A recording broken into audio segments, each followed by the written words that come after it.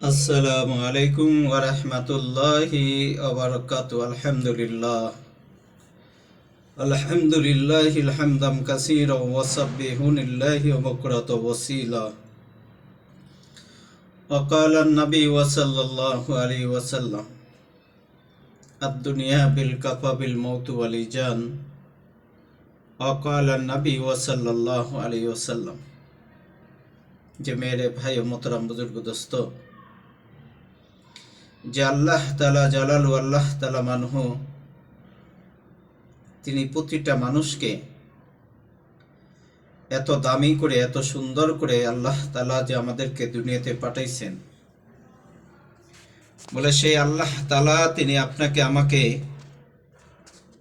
এত সুন্দর দামি করে তিনি পাঠাইলেন, তার প্রিয় বান্দা করে দুনিয়াতে পাঠাইলেন, যে আমরা শ্রেষ্ঠ নবীর শ্রেষ্ঠ উম্মত, যে দামি নবীর, যে আমরা দামি উম্মত। যে আজকে যে দেখছেন যে দাওয়াতে তবলিগের যে মেহনত, এই দাওয়াতের কাজটা হলো নবী আলা কাজ এবং নবী আলা মেহনত। বলে এই নবী আলা মেহনত যারাই করতে পারছে, বলে এই পৃথিবীতে তারাই সবচেয়ে বড় দামি হয়েছে, উত্তম হয়ে গেছে এবং কামিয়াব হয়েছে। আর বলে যারা নাকি এই নবী আলা দাওয়াতের কাজ যারা ছেড়ে দিছে, বলে তারাই দুনিয়াতে হালাক হয়ে গেছে এবং ধ্বংস হয়ে গেছে। এই জন্য আল্লাহ রাব্বুল আলামিন আজকে এই সারা পৃথিবীতে যে দাওয়াতে তবলিগের যে কাজটা চলতেছে, এটা নবী আলা কাজ, এটা নবী আলা মেহনত। আল্লাহ সুবহানাহু ওয়া তাআলা যুগে যুগে যত নবী রাসূল দুনিয়াতে পাঠাইছেন, তো সমস্ত নবী রাসূলগণেরা এসে একে কথার উপরে তারা দাওয়াত দিছেন যে আল্লাহ মহান, আল্লাহ সৃষ্টিকর্তা, আল্লাহ আমাদের হায়াত দাতা, আল্লাহ আমাদের মউত দাতা। বলে এই কথাগুলাকে যারা বিশ্বাস করছে, বলে তারাই একমাত্র এই পৃথিবীতে কামিয়াব হইতে পারছে, সফলতা পেয়ে গেছে। আর যারা নাকি এই কথাগুলা বিশ্বাস করে নাই, তারা দুনিয়াতে কোনোদিন কামিয়াব হইতে পারেনি, তারা কোনোদিন সফলতা পায় নাই।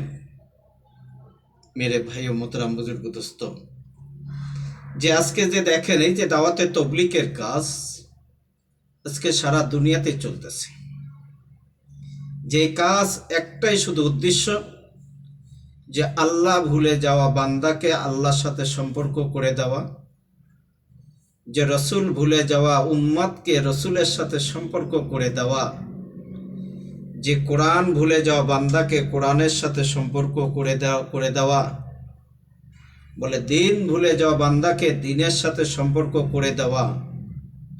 বলে এটাই হলো আমাদের বড় কাজ।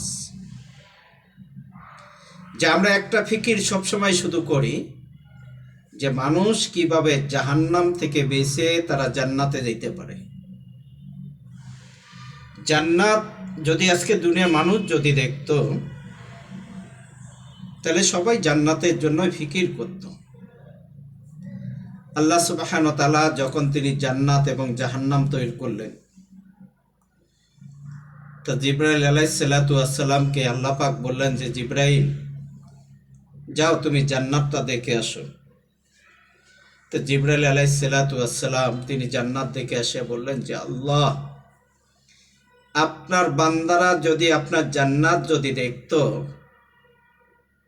তো এই জান্নাতের জন্য তারা মারামারি, কাটাকাটি, খুনাখুনি, হানাহানি শুরু হইতো যে কে কার আগে জান্নাতে ঢুকবো। তারপরে জিবরাইল আলাইহিস সালাতু ওয়াস সালামকে আল্লাহ তাআলা তিনি বললেন যে জিবরাইল, এখন তুমি জাহান্নাম দেখে আসো। জিবরাইল আলাইহিস সালাতু ওয়াস সালাম তিনি জাহান্নাম দেখে এসে তিনি বলতেছেন যে আল্লাহ, আপনার বান্দারা যদি তারা জাহান্নাম যদি দেখতো, তাহলে তারা কোনোদিনও বলে তারা জাহান্নামের পথে চলতো না, তারা গুনাহ করতো না, বলে তারা সবসময় ভালো কাজ করত। বলে আর কি দেখছো জাহান্নামে? কয় আল্লাহ, জাহান্নামের যে কঠিন যে আওয়াজ, যে কঠিন শাস্তি, বলে সেগুলো দেখে তো আমি জিবরাইল আলাইহিসসালাতু ওয়াসসালাম আমি তো ভয় পেয়ে গেছি যে আমি জিবরাইল যদি এই জাহান্নামে যদি আমাকে যেতে হয়, তাহলে এই জাহান্নামের কঠিন শাস্তি তো আমি সহ্য করতে পারবো না। আল্লাহ, আপনি আমাকে জান্নাত দিন।